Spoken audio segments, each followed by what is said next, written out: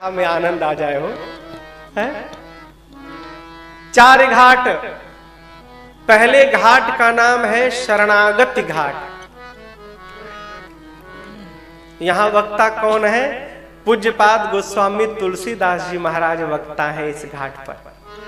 श्रोता गंगा मैया की धारा है, या तो कहें संत लोग हैं और या तो कहें पूज्यपाद गोस्वामी तुलसीदास जी का अपना निज मन है। ये घाट है कहां? काशी जी में 80 घाट। इस घाट का नाम है शरणागति घाट। मानस में जितनी शरणागति भाव की बातें हैं वो सब पूज्यपाद गोस्वामी तुलसीदास जी ने कही है।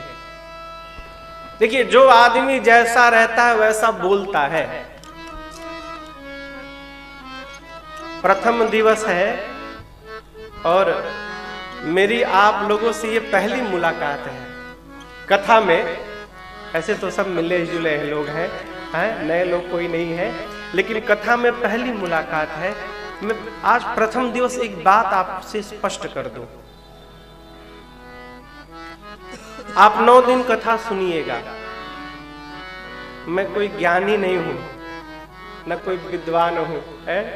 ये तो गोस्वामी जी ने हम जैसे मूर्खों पर कृपा कर दी कि इसको गांव की भाषा में लिख दिया, अवधि में, कि गंवारों पढ़ के समझ जाए।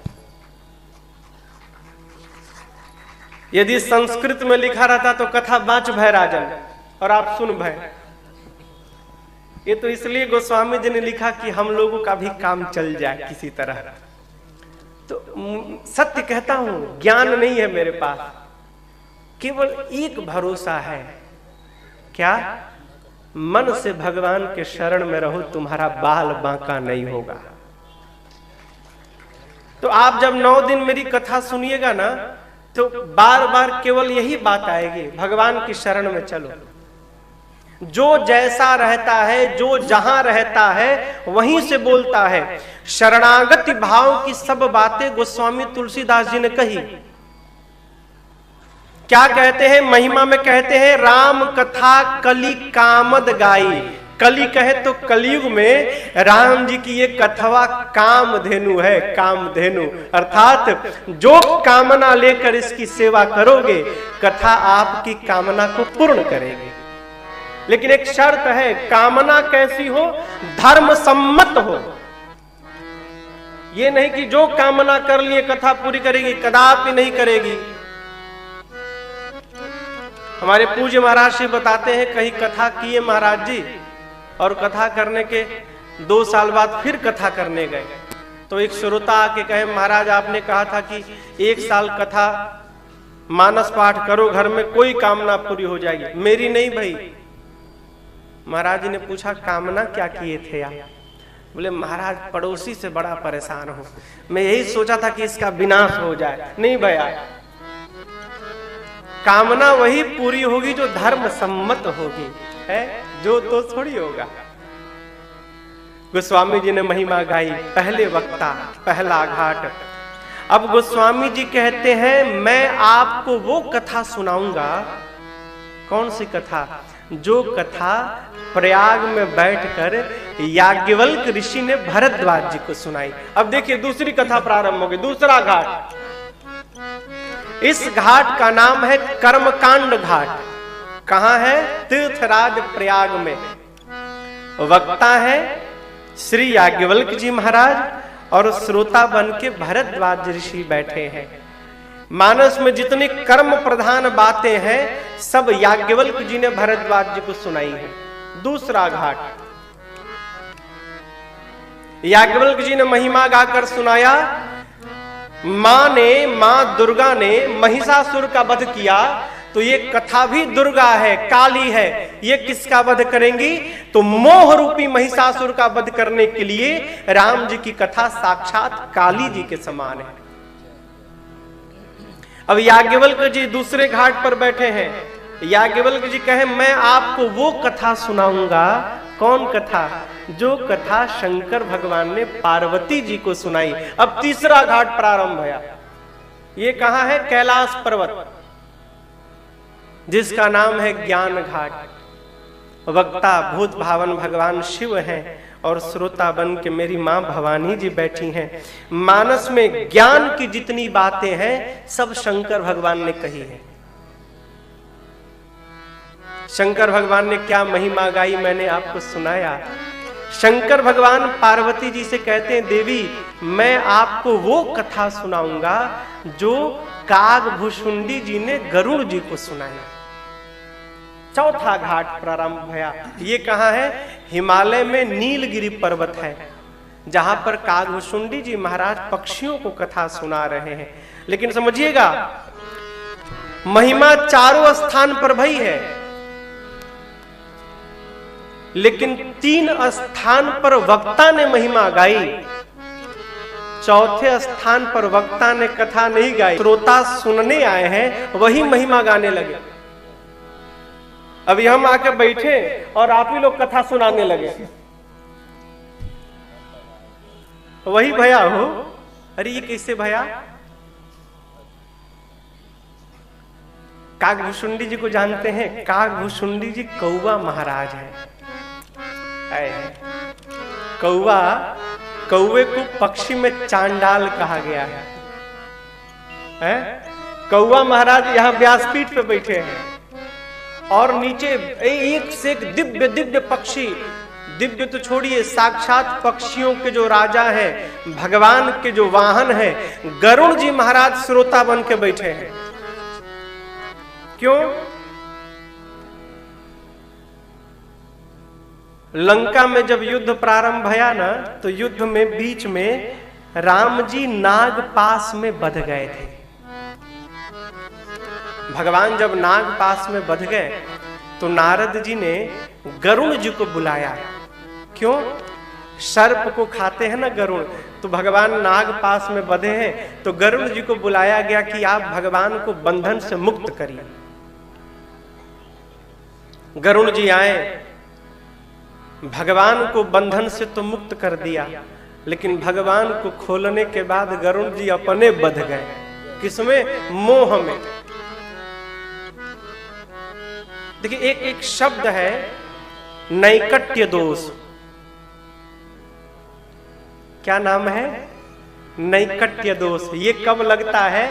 जब अधिक निकटता हो जाती है ना, तो ये दोष लग जाता है। कैसे महाराज?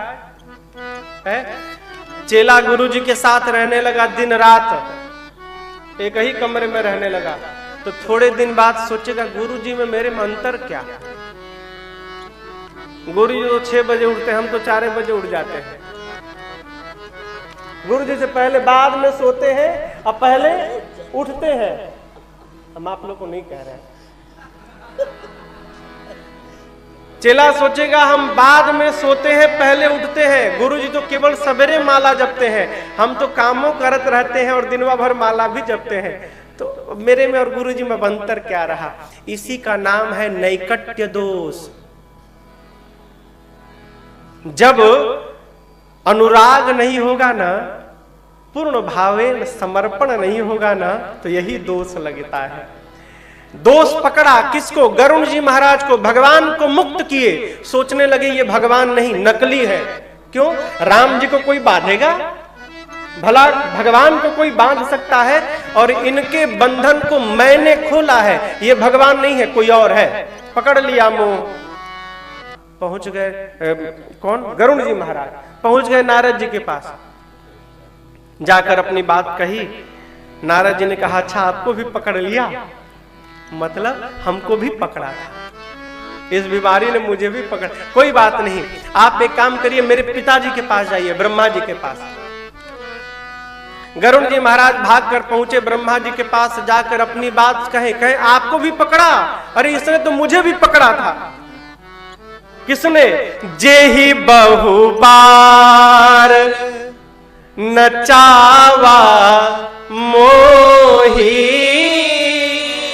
सोई व्यापेऊ विहंग पति तोहि। जिस मोह ने मुझ ब्रह्मा को अनेक बार नचाया है, उसी मोह ने गरुड़ जी आपको भी पकड़ लिया। गरुड़ जी बोले उपाय बताइए। बोले उपाय मेरे पास नहीं है। फिर इस रोग की दवा स्पेशलिस्ट के पास है। कौन है भाई? शंकर भगवान। इसकी दवाई उन्हीं के पास है। आप सीधे कैलाश जाओ, इधर उधर मत भटको। गरुड़ जी महाराज दौड़े कैलाश की ओर। बीच रास्ते में ही शंकर भगवान मिल गए गरुड़ जी से। गरुड़ जी लगे रोने, कहे बाबा कुछ समझ में नहीं आ रहा है। आए हैं, एक बात बताओ। देखिए बीच में एक बड़ी अच्छी बात, इधर उधर भागता कौन है उपाय के लिए, इलाज के लिए? जिसको ये पता चल जाता है कि मुझे कोई बहुत बड़ी बीमारी हो गई है, वही भागेगा। भाग के दिल्ली जाएगा, भाग के बंबई जाएगा, चेन्नई जाएगा, अपोलो जाएगा, भागेगा। क्यों? उसको ये पता चल गया है कोई ना कोई बहुत बड़ी बीमारी मुझको हो गई। ये कथा क्या करती है आपको बतावें? जैसे मान लीजिए कोई आदमी है, उसको डायबिटीज है, शुगर। अब आज के समय से बाहर हुआ है, इसका नाम है राज, क्या कहते हो, राजयोग। बीपी और शुगर को राजयोग बताया गया है, सबके पास है। किसी को डायबिटीज है, उसको पता नहीं है, ठीक? और सामने खूब गर्मा गर्म गुलाब जामुन आ गया, तो आप बताओ छोड़ेगा कि खाएगा? खाएगा ना। भर पेट गुलाब जामुन खा लिया और बाहर गया तो चक्कर आने लगा। डॉक्टर के पास गया, डॉक्टर ने टेस्ट किया, कहा आपको तो 400 शुगर है। अब पता चल गया टेस्ट के बाद कि 400 शुगर है। फिर किसी के घर जाना था, उसके घर पहुंचा, जाते वहां फिर गुलाब जामुन आया। अब बताओ अब की बार खाएगा कि छोड़ेगा? देखेगा भी नहीं, बोले भाई हटाओ, हमको शुगर हो, अभी अभी पता चला डायबिटीज है। ये कथा क्या है? कथा टेस्ट है हो। 9 दिन कथा सुनने पर ना फुल बॉडी चेकअप हो जाता है। ये टेस्ट है, सीटी स्कैन, MRI, पैथोलॉजी, सारा टेस्ट है। 9 दिन बाद इसका रिपोर्ट आता है का क्या क्या बीमारी है। कौन सी बीमारी महाराज? भाई के साथ व्यवहार में कौन सी बीमारी ने तुमको पकड़ा है? पिता के साथ पुत्र का क्या धर्म है? कथा दर्पण है, बताती है ऐसा करना चाहिए, लेकिन तुमको इस बीमारी ने पकड़ा है, तुम ऐसा व्यवहार नहीं करते हो। ये कथा बीमारी बता देती है, और जब तक बीमारी का पता ही नहीं तब तक इलाज कैसे होगा? ये कथा रोग बताती है, क्या कमी है, जिसको पता चल जाएगा वो दूर करने का उपाय करेगा। गरुड़ जी महाराज इसी में भाग रहे हैं, पता है कि कोई बहुत बड़ी बीमारी है मुझे।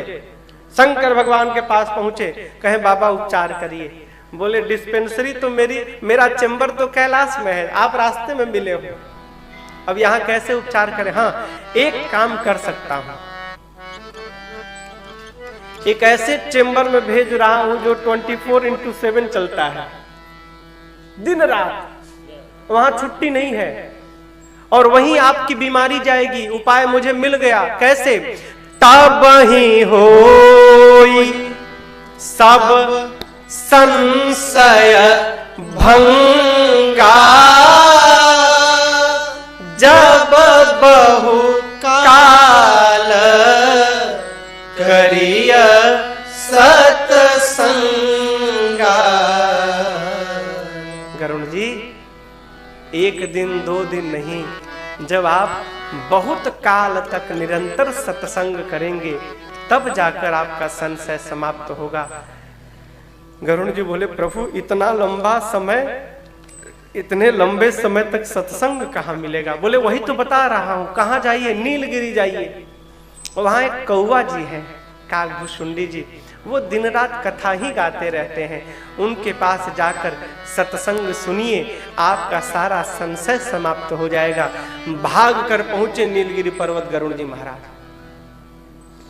और आपको बतावें कथा का प्रभाव देखिए, अभी गरुड़ जी केवल आश्रम को देखे हैं, पहुंचे हैं वहां पर, पूछे नहीं है।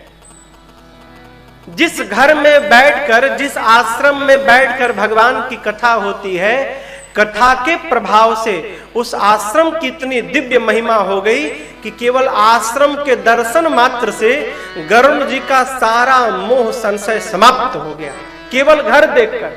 अभी कथा दूर है। गरुड़ जी को कागभूषुंडी जी ने देखा, राजा जी आ गए, उतर कर दिव्य स्वागत किया, पूजन किया, पूछा क्यों आए हैं आप राजा जी।